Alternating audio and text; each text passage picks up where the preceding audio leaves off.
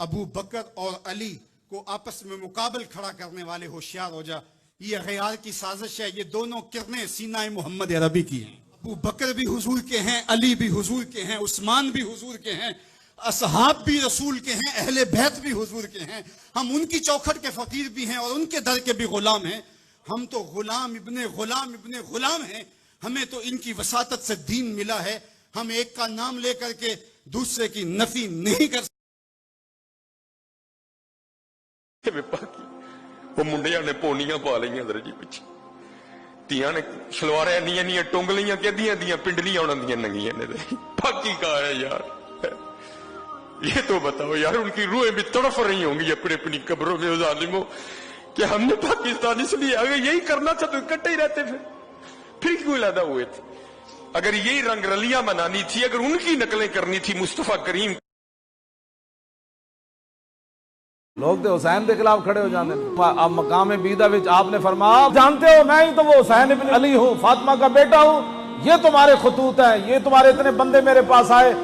وہ کہنے لگے اسی تو تم جان دی کوئی نہیں. وہ جو تم نے خطوط مجھے بھیجے, بندے بھیجے نا, اگر تم وہ اپنا وعدہ پورا کرو تو ٹھیک, لیکن مجھے اگر تم اپنے عہد و پیمان توڑ دو تو حسین کو تعجب نہیں ہے. تم میرے باپ کے ساتھ بھی ایسے کر چکے ہو, میرے بھائی کے ساتھ بھی ایسے کر چکے ہو, مسلم بن عقیل کے ساتھ بھی کر چکے ہو.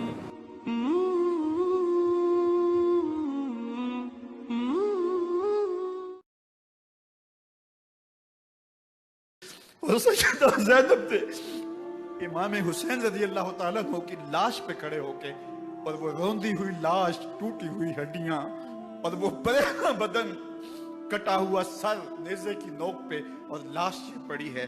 تو حضرت سیدہ زینب نے مدینے کی طرف منہ کر کے جو ہے وہ حضور سے فریاد کی, رسول اللہ, اے پیارے آقا, یا جدہ ہو, اے ہمارے نانا محترم, یہ دیکھیے آپ کا حسین پڑا ہوا ہے. 4 کام کر لو جنت تمہارے نام ہوئی. سلام عام کرو, یہ کوئی اوکھا کام ہے؟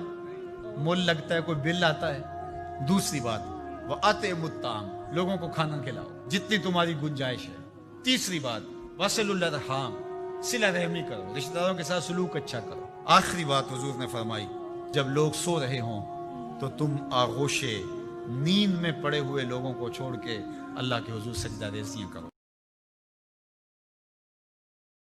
ایک خاتون آتی ہے, اس نے کہا حضور میرے لیے دعا کیجئے کہ میں جنت میں جاؤں. فرمایا بوڑھی عورتیں تو جنت میں نہیں جائیں. پریشان ہو گئی تو اس نے رونا شروع کر دیا. تو فرمایا نہیں بوڑھی عورتیں جنت. خاصی پریشان ہوئی تو حضور نے مسکرا کے کہا جو بھی جائیں گی جوان ہو کے جائیں گے. جنت میں بڑھاپا نہیں ہوگا, 33 سال کی عمر کا ہر شخص ہوگا, مرد بھی اور عورت. داڑھی بھی نہیں ہوگی, مونچھیں بھی نہیں ہوں گی. تو یہ سچ بھی ہے اور مزہ بھی.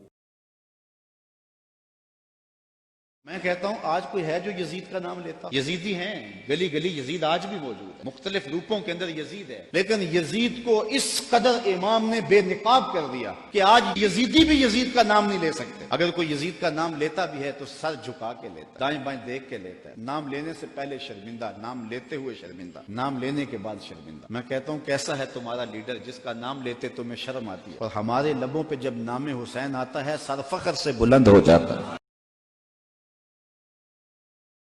حضور نے ارشاد فرمایا القبائر الاشراک باللہ وعقوق الوالدین وقتل النفس وشہادت الزور. کبیرہ گناہ اللہ کے ساتھ شریک ٹھہرانا اور والدین کی نافرمانی کرنا اور کسی بے گناہ کو قتل کرنا اور جھوٹی گواہی دینا. آج کل یہ فن بن گیا ہے, یہ چند ٹکے لے کے کچہری میں جھوٹی گواہی دیتے ہیں, اور جب ہمارا کوئی معاملہ بن جائے تو ہم کہتے ہیں یار ہم نے یہ نہیں دیکھنا سچ پہ کون ہے, ہم نے دیکھنا ہماری برادری کس طرف ہے. تو یہ برادری کہیں جہنم میں نہ لے جائے صاحب تمہیں.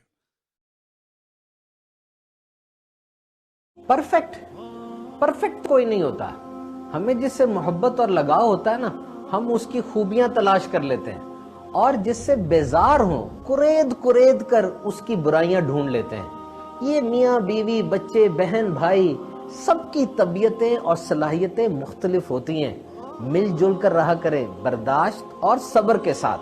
یاد رکھیے پھول, خوشبو اور کانٹے ایک ہی جگہ پرورش پاتے ہیں. اور بانی دعوت اسلامی مولانا الیاس قادری دامت برکاتہم القدسیہ, انہوں نے جب مدینے پہ قلم اٹھا, بڑے سادہ الفاظ لکھے لیکن بڑے سونے لکھے. کہتے ہیں شہد سے بھی میٹھا سرکار کا مدینہ.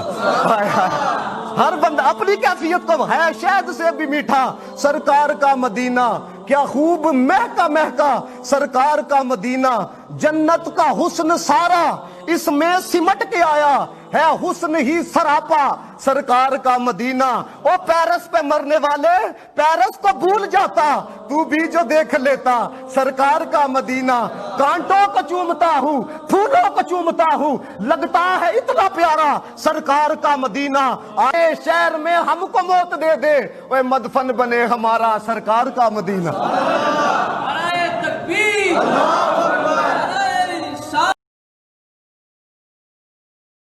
امام حسین رضی اللہ تعالی عنہ آپ کے بیٹے بھتیجے بھانجے محبین شہید کر دیے گئے 70 لوگ آپ سے پہلے شہید کیے گئے پھر امام حسین رضی اللہ تعالی عنہ شہید کر دیے گئے سوید نامی ایک زخمی وہ چھری لے کر کے حملہ آور ہوئے اور وہ بھی شہید کر دیے گئے یہ کربلا کے آخری شہید جو حضرت امام حسین کے بعد شہید ہوئے اہل حق کا یہ قافلہ بھوک اور پیاس سے نڈھال تھا لیکن عظیمت کی راہوں کا یہ مسافر سر نگوں نہیں ہوا اور یزید کے ہاتھ پہ پیر نہیں کی